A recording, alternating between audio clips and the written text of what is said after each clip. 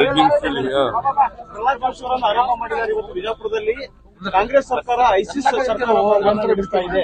ಹುಬ್ಬಳ್ಳಿ ಕೇಸಿಗೆ ಸಂಬಂಧಪಟ್ಟ ಮಾತಾಡಿದ್ದಾರೆ ಸರ್. ಹುಬ್ಬಳ್ಳಿಯಲ್ಲಿ ನಾವು ಅರೆಸ್ಟ್ ಮಾಡಿದ್ದಾರೆ 35 ವರ್ಷದ ನಂತರ ಅಂತವ್ರನ್ನ ಅರೆಸ್ಟ್ ಮಾಡೋದಕ್ಕೆ ಇಲ್ಲಿ ಏನಂದ್ರೆ ಈ ರೀತಿ ಸರ್ಕಾರ ನಡೀತಿದೆ, ಐಸಿಸ್ ಸರ್ಕಾರ ನಡೀತಿದೆ, ಇಸ್ಲಾಮಿಕ್ ಸರ್ಕಾರ ನಡೀತಿದೆ, ಮುಘಲ್ ಸರ್ಕಾರ ನಡೀತಿದೆ ಅಂತ ಕೇಳಿದ್ದಾರೆ.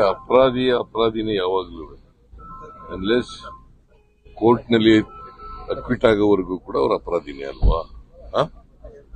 ಟೈಮ್ ಆಗ್ಬಿಟ್ಟ ತಕ್ಷಣ ಅಪರಾಧ ಹೋಗ್ಬಿಡ್ತದ? ಪ್ರಹ್ಲಾದ್ ಜೋಶಿ ಅವರಿಗೆ ಕಾನೂನು ಗೊತ್ತಿದೆಯಂತ ಇಲ್ಲೋ ಗೊತ್ತಿಲ್ಲಪ್ಪ ನನಗೆ.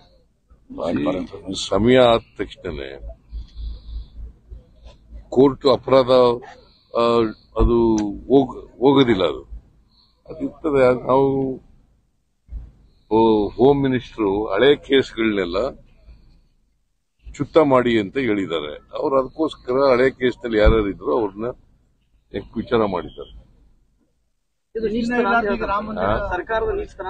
ಅವ್ರದ್ದು ನೀಚತನ. ಅಪರಾಧಿಗಳನ್ನು ಬೆಂಬಲ ಕೊಡ್ತಾ ಇದ್ರಲ್ಲ ಅವ್ರು ನೀಚತನ. ಕೋರ್ಟ್ ಇಂದ ಸಮನ್ಸ್ ಜಾರಿ ಆಗ್ತಾ ಇರ್ತಾರೆ ಸರ್. 3 ಸಮನ್ಸ್ ಆದ ನಂತರ ಅವ್ರನ್ನ ಕೋರ್ಟ್ಗೆ ಪ್ರೊಡ್ಯೂಸ್ ಮಾಡಬೇಕಾಗಿರುತ್ತೆ. ಮತ್ತೆ ಈ ಕೇಸಲ್ಲಿ ಯಾಕೆ ಸರ್ 30 ವರ್ಷದ ನಂತರ ಅನ್ನುವಂತ ಪ್ರಶ್ನೆ ಗೊತ್ತಿಲ್ಲ ನನಗೆ, ಯಾಕೆ ಅಂತ ಗೊತ್ತಿಲ್ಲ. ವಿಚಾರ ಮಾಡಬೇಕು ಪೊಲೀಸ್ನವ್ರ ಜೊತೆ. ಬಟ್ ಪೊಲೀಸ್ನವರು ಹೋಮ್ ಮಿನಿಸ್ಟ್ರಿ ಏನ್ ಹೇಳಿದಾರೆ ಅಂತ ಕೇಳಿದ್ದಾರೆ. ಕೋರ್ಟ್ NWA ಜಾರಿ ಮಾಡಿರ್ತಾರೆ ಸರ್, ಅವಾಗ ಮಾಡಬೇಕಾಗಿತ್ತಲ್ಲ ಸರ್. ಆಯ್ತು, ಈಗ ಮಾಡಿದ್ರೆ ಏನ್ ತಪ್ಪೇನು? ಈಗ ಮಾಡಿರೋದು ವಿಳಂಬ ಆಗಿರೋದೇ ನಿಜ.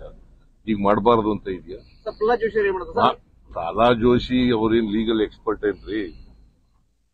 ಲೀಗಲ್ ರಿಮ್ಯೂನರ್ ಪ್ರಹ್ಲಾದ್ ಜೋಶಿ ಅವರು ಅವರೇ ಕೋರ್ಟ? ಪ್ರಹ್ಲಾದ್ ಜೋಶಿ ಹೇಳೋದನ್ನೇ ವೇದವಾಕ್ಯ ಅಂತಂದ್ರೆ ಹೆಂಗೆ?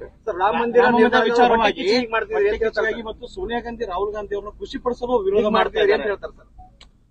ಪ್ರಹ್ಲಾದ್ ಜೋಶಿ ಅವರು ರಾಜಕೀಯವಾಗಿ ಮಾತಾಡ್ತಾ ಇದ್ದಾರೆ, ಕಾನೂನು ರೀತಿಯ ಮಾತಾಡ್ತಾ ಇಲ್ಲ.